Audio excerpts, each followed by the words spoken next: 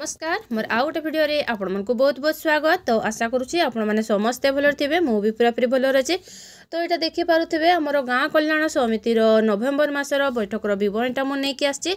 तो विवरणटा पढी सुनैबा आगरु मोर आपण मानकु रिक्वेस्ट जति आपण माने मो चैनल रे फर्स्ट टाइम आछंती तो मो चैनल को निहाती सब्सक्राइब कर देबे, बेल आइकन को जाकी देबे, ताले एही परि भाबरे इन्फॉर्मेशन वीडियो सब आपण पाई परिबे। तो चलून ताले हम स्टार्ट कर देबा। बैठक रो तारीख आपण देई देबे। स्थान जेतु मु अंगनवाड़ी केन्द्र रे ही करि थाए तो मु अंगनवाड़ी केन्द्र बड़भंडू लिखिछि। समय 2टा PM। उपरोक्त समस्या सहित अन्यान्य विषय वस्तु उपर आलोचना। गाँ स्वास्थ्य परिमल दिवस। एही दिवस रे स्वेच्छासेवी SAG मेंबर माने युव गोष्ठी समस्ते GKS मेंबरक सहित मिसी एक पोस्टर अभियान करी परिमल अपरिच्छन्नतार गुरुत्व विषय गोष्ठी रे सचेतन कले।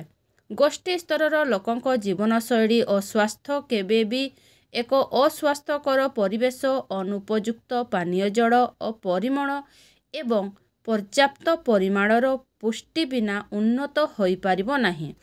छोट पिला और शिशु माने अधिक रोगरे पड़िबार कारण होउची दूषित पानीय जल, मनुष्यकृत आवर्जना, मनुष्यर दैनंदिन और खाद्य पदार्थर अस्वच्छता, तरल और कठिन वर्ज्यवस्तु आदिर ठीक रूपे परिचालना न हेबा, एक अस्वास्थ्यकर और अस्वच्छता परिवेश, समस्त परिवार रे परिमल व्यवस्था को सजाड़िबा और ताहार व्यवहार एवं खोला स्थान रे मलत्याग बंद करिबा, गाँर सर्वसाधारण व्यवहार स्थान गुड़ी को सफा रखिबा, निजर तथा निज परिवार रे परिच्छन्नता रक्षा करिबा, विशुद्ध जल उभय पानीय और अन्यान्य कार्य निमंते व्यवहार करिबा, दरकार समय रे साबुन रे नियमित हाथ धोइबा, तरल और कठिन वर्ज्यवस्तुर परिचालना रोगवाहक गुड़िकर वंश वृद्धि करि पारुथिबा स्थान गुड़ी को सफा रखिबा,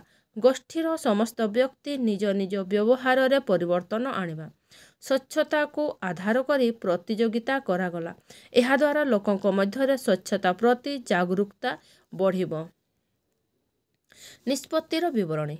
स्वयं सहायक गोष्ठी, युव संघ और अन्यान्य गोष्ठी स्तरीय संगठन गुड़िक नियमित अंतराल रे ग्रामर सर्वसाधारण व्यवहृत स्थान गुड़िक सफा करिवे।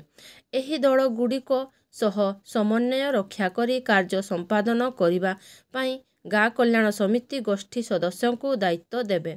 गाँ कल्याण समिति कार्यक्रम गुड़िक तदारक करी एही दिवस रे योजना होइथिबा कार्य गुड़िक संपूर्ण करिवे।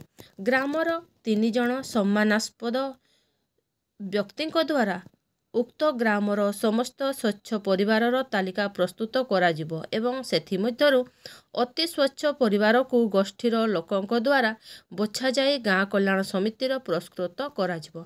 तो एही परि थिला आमर नवेम्बर मासर बैठकर विवरणटा मु लिखिछि। जदि आपनको एथिरे आहुरी किछि ऐड करिबा थाए ताले ऐड करि पारिबे। तो ठीक अछि, ताले रहुछि, देखाबो मोर नेक्स्ट वीडियो रे।